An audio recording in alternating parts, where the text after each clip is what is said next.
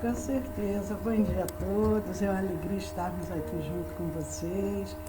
Bom dia, Sueli. Bom dia, Regiane. Regiane, que bom você aqui conosco. Como é que está o meu netinho lindo? Bom dia, Niva.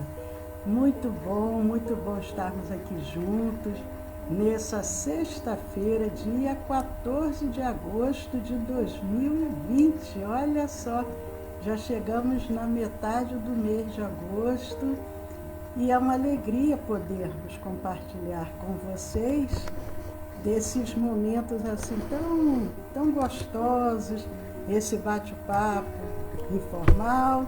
Mas para quem ainda não nos conhece e que porventura depois possam nos assistir, eu sou Leila Rocha de Oliveira. E Roberto Antônio de Oliveira. Nós somos do Centro de Estudos Espíritas Allan Kardec, aqui da cidade de Olambra, interior de São Paulo.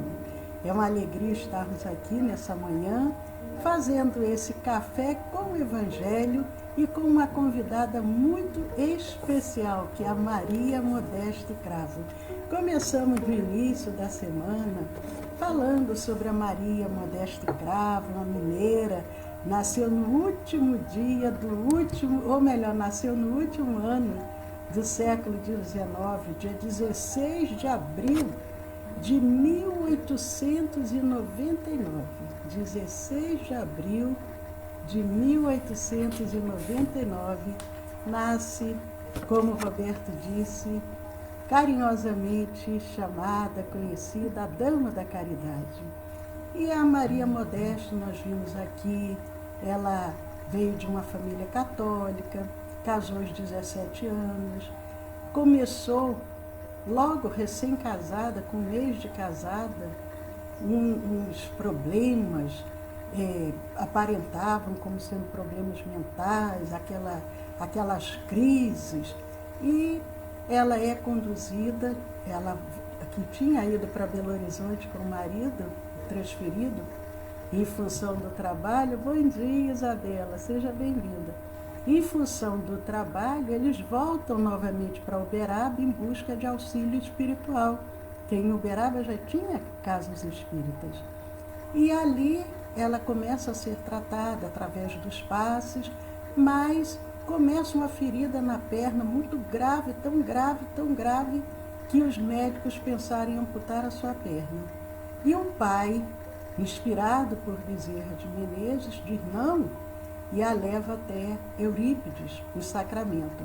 Aquela estrada ruim, Eurípides percebe que é um processo obsessivo, vai cuidando dela, conduz para uma reunião mediúnica, ela ali começa a trabalhar, mas ele diz, Maria, aqui não é o seu lugar, retorne para Uberaba. E ela em Uberaba, o primeiro centro que ela retorna, que era o Centro Espírita Antônio Carlos, ali, nós já falamos isso, só para fazer uma retrospectiva, ali o primeiro espírito que se manifesta é Ismael. E os dirigentes da casa ficaram assim, será? A pessoa chega ali pela primeira vez e já vai receber Ismael, governador espiritual do nosso Brasil, e eles procuram a Federação Espírita Brasileira, nessa época era localizada no Rio de Janeiro, na cidade do Rio de Janeiro, para saber se realmente aquilo poderia ser verdadeiro. E aí o próprio Ismael, novamente, na Federação Espírita Brasileira, confirma que sim, que era ele que havia se apresentado, se manifestado através da mediunidade da Maria Modesto Cravo. Pode até ter parecido, à época, um exagero, né, Lili? Sair lá de Uberaba e a federação lá no Rio de Janeiro, somente para esclarecer isso.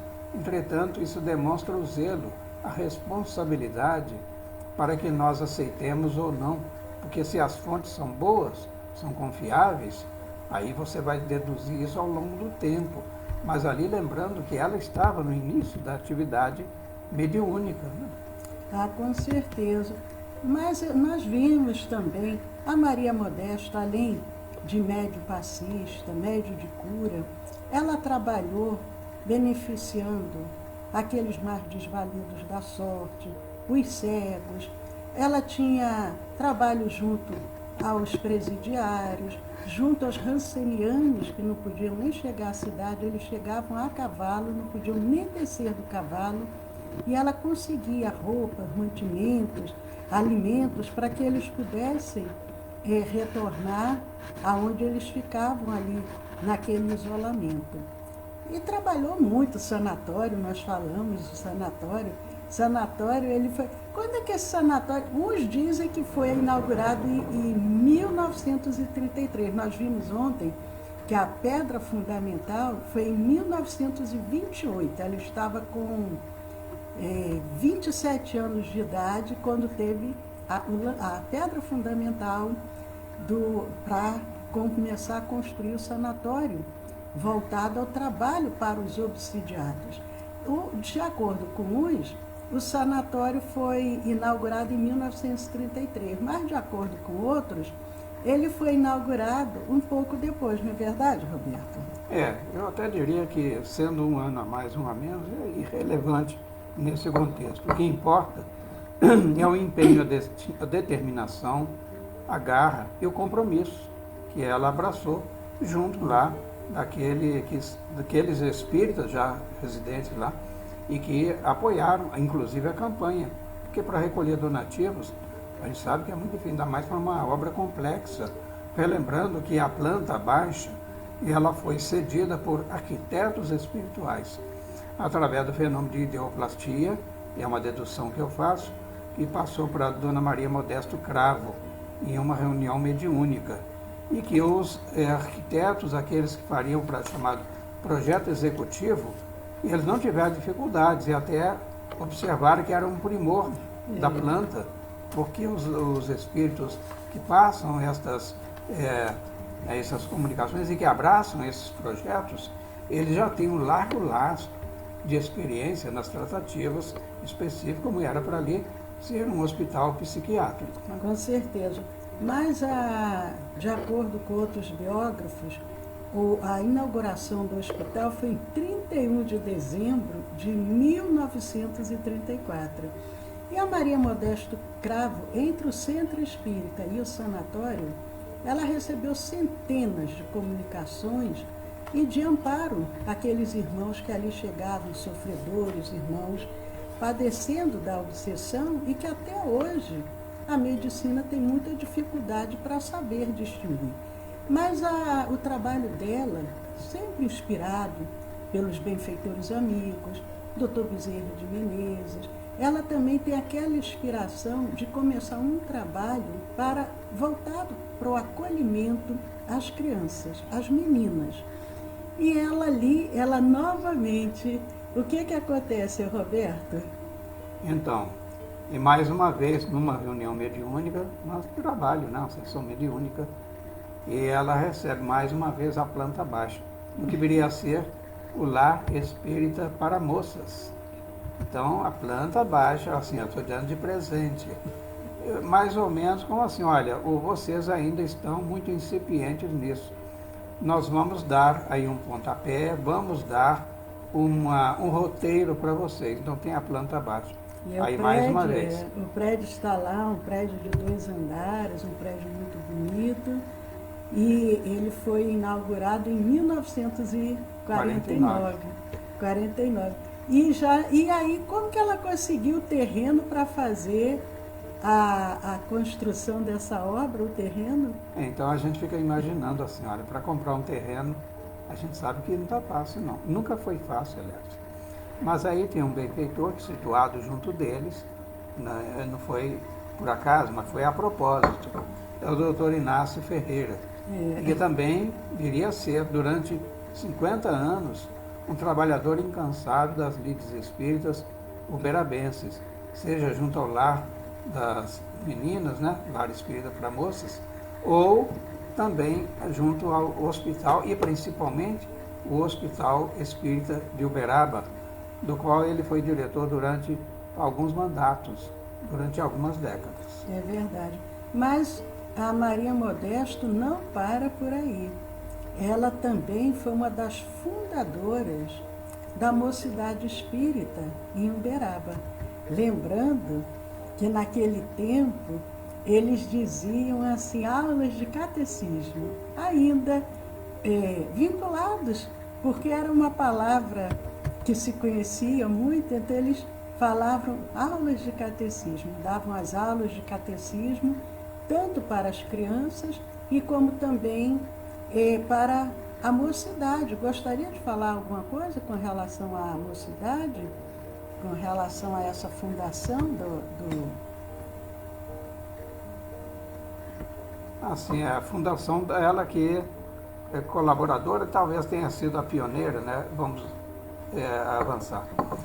É da fundação da União da Mocidade Espírita de Uberaba, e que existe até hoje. E todo ano tem a Cometrim, que é a Confraternização da Mocidade Espírita do Triângulo Mineiro, na época do Carnaval. Então, está lá presente, como não poderia deixar de ser, porque foi até o germe desse projeto maior, a União da Mocidade Espírita de Uberaba, a UMEU, e que ela continuou incansável mais adiante, Leila. Nós frequentamos durante muitos anos a União da Mocidade Espírita, que a gente chamava UMEI, aqui é UMEU, lá era UMEI, porque era a União da Mocidade Espírita de Niterói. Aí nós éramos moços, né? Até me deu saudade. Não, eu ainda sou bem jovem, né? Ainda sou bem jovem. Mas era assim um trabalho muito incansável, muito trabalho, muitas doações que ela conseguia arrecadar, precisava arrecadar para poder dar conta de tudo isso. Mas nós falamos ontem que nós íamos falar também, será que a Maria Modesto Cravo, que nasceu em 1899, chegou a conhecer Chico Xavier, ou será que Chico Xavier, que nasceu em 1910, será que eles se conheceram ainda aqui como encarnados? Será que eles se conheceram no mundo espiritual? E aí, Roberto, o que você acha? Será? Porque o Chico era de Pedro Leopoldo. Então, era uma feliz coincidência, porque o Chico Xavier, ele, embora residindo em Pedro Leopoldo, trabalhando na Fazenda Modelo, né, com o doutor Joviano, e na Secretaria de Agricultura do Estado de Minas, portanto, para bem diferenciar, porque algumas biografias falam, não, porque ele trabalhou no Ministério da Agricultura, não. O Chico se aposentou dos proventos do trabalho dele, mas nos cofres públicos estaduais, vinculado que foi durante mais de 30 anos como trabalhador, prestador, serviçal, ali na Secretaria de Agricultura de Minas. Mas aí então, o que ocorreu? O chefe dele, doutor Joviano, ele era uma pessoa muito requisitada e prestigiava, né, fazendo-se representante como secretário de Agricultura do Estado de Minas, na exposição anual de Uberaba, que ocorria uma exposição agropecuária, que ocorria em todo mês de maio. E aí o Chico foi lá diversas vezes, só que né, aí ele se tornou vezeiro e travou contato com a dona Maria Modesto Cravo. E ele naturalmente na pensão, mas ela falou, não mesmo, você vai ficar aqui em casa. E ela tinha o maior carinho pelo Chico. E as tertúlias avançavam pela noite, não obstante, muitas vezes um dia cansativo para ambos, mas era um encontro de almas.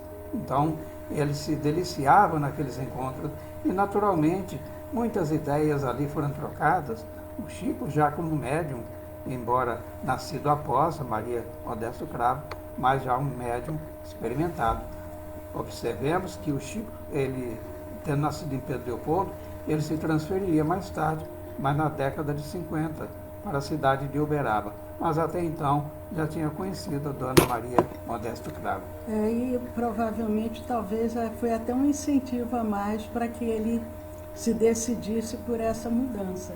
Mas quando o Chico ia a trabalho, porque era uma exposição a trabalho, trabalhava provavelmente bastante durante essa semana de exposição, que era do dia 1º ao dia 8 de maio, mas ele, e até hoje ainda existe essa exposição. Existe uma tradição, como a de Barretos, aqui em São Paulo. É uma exposição agropecuária, mas ele, à noite, ele se encontrava com a dona Modesto Cravo, Dona Maria, E ela ali, ela já procurava com antecedência arrumar muitas doações para que o Chico pudesse levar ao retornar para Pedro Leopoldo.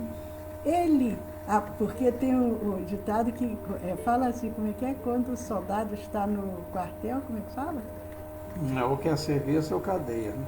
Eu sei que, não tem descanso. Não tem descanso. Então, ele ali, né, médium, ela convidava ele para participar das atividades do Centro Espírita Uberabense, e as sessões também noturnas que tinham no Sanatório Espírita, porque tinham as reuniões no centro, abertas ao público em geral, mas tinham reuniões mediúnicas no Sanatório Espírita específicas, reuniões de desobsessão para auxiliar aqueles internos que ali se encontravam em processos obsessivos.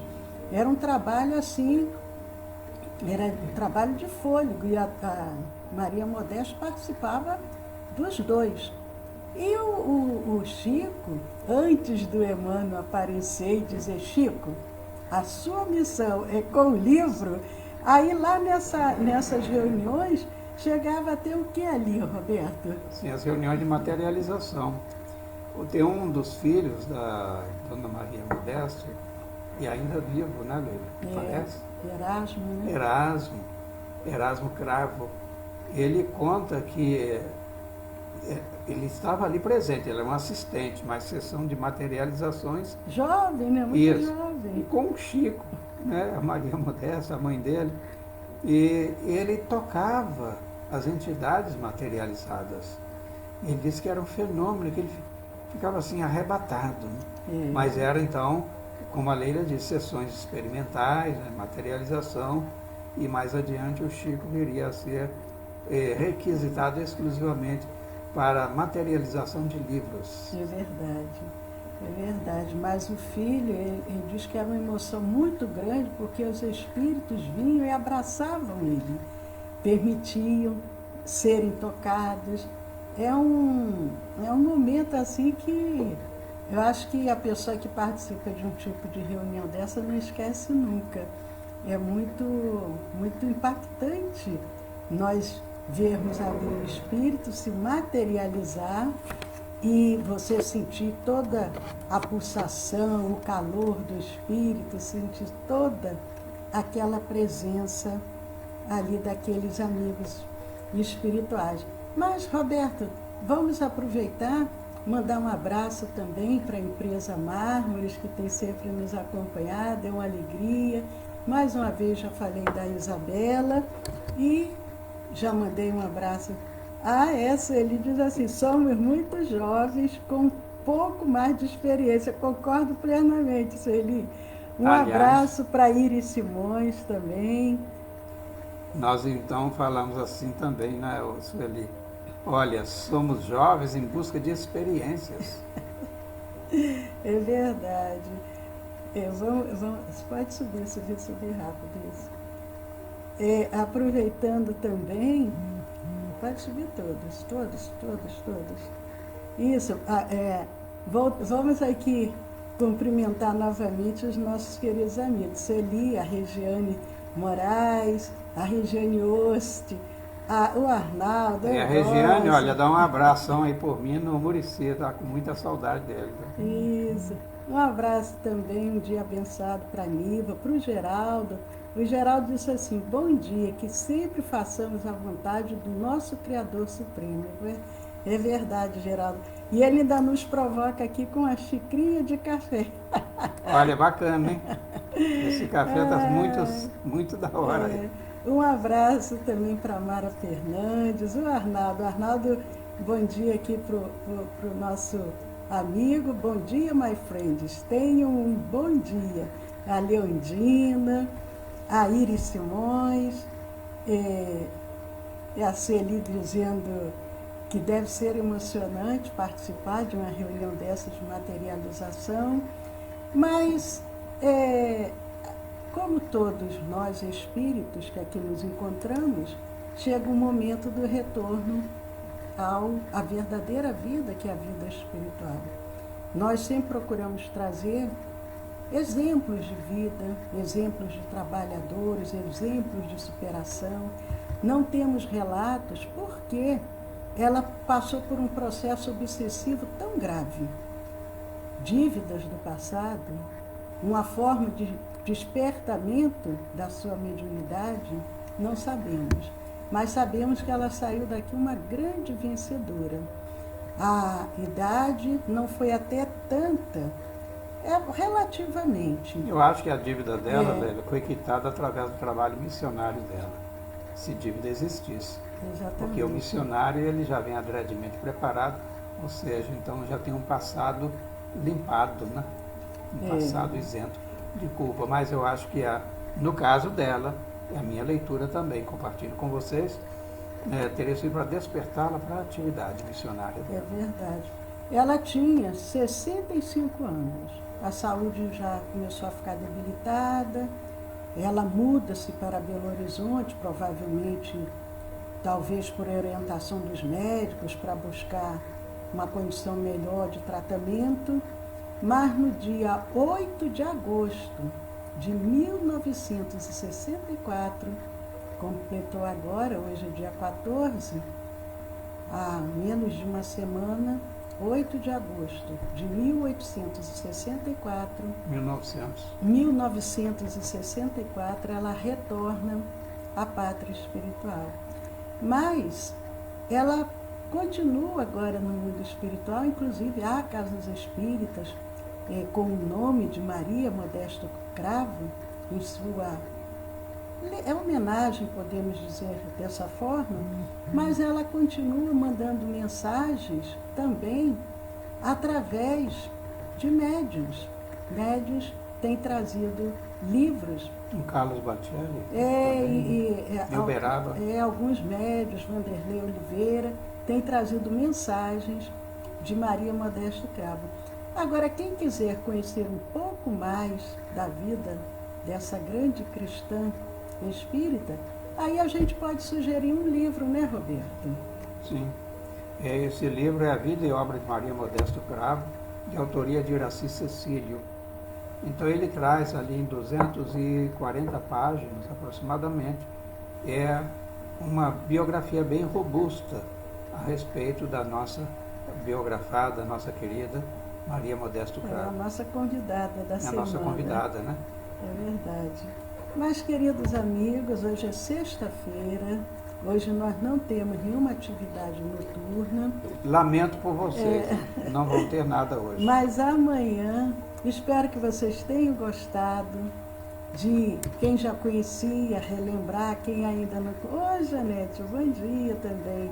Quem ainda não conhecia, conhecer um pouco dessa grande trabalhadora, um exemplo de trabalho, de dedicação, de determinação, de coragem, de fé, de confiança.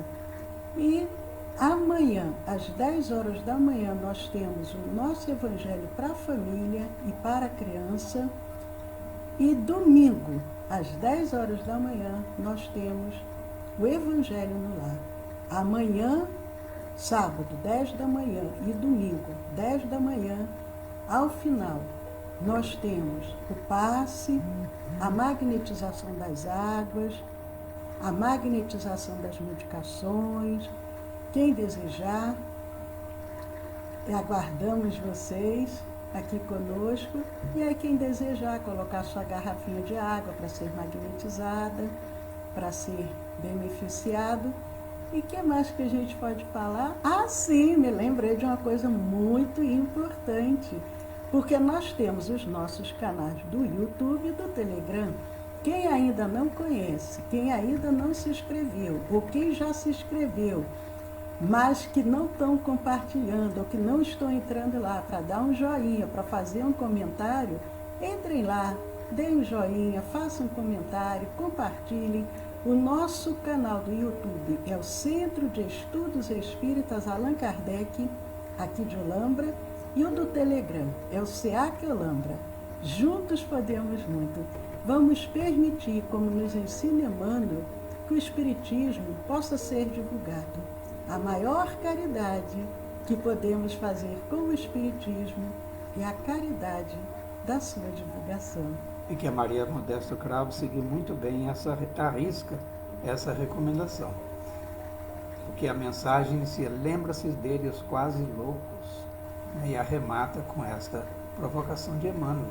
O Espiritismo nos solicita uma espécie de caridade, que é a caridade da sua divulgação. Olha, para segunda-feira, nós convidamos 3, mas até agora não temos nenhum confirmado. Eu sinto muito, mas vai ser uma surpresa para mim e para vocês também.